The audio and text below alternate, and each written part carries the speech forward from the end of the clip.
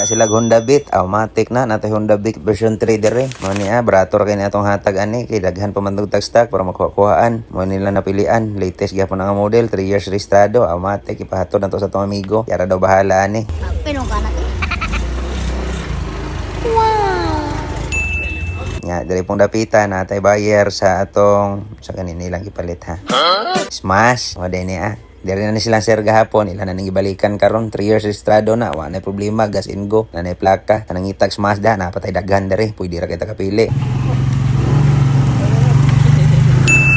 Nya diri na sa tay buyer sa atong Mio Gear. Mo ni siya puti, gwapo pa kayo, tong naka-decide si sir, iyan na nang gibayaran. Nya stock pa putong makina, stock pa putong ligid atubangan. Nya ato ra putong gipatestingan ganiya, so far goods man daw. Sa nangitag motor diha, daghan pa kay tag stock diri mga boss, pwede ra kay ta kasuroy, libre ra testing. Pasin ay puhon na natay budget, visit lang atong page NF Motorcycle Cebu. Salamat. So nice.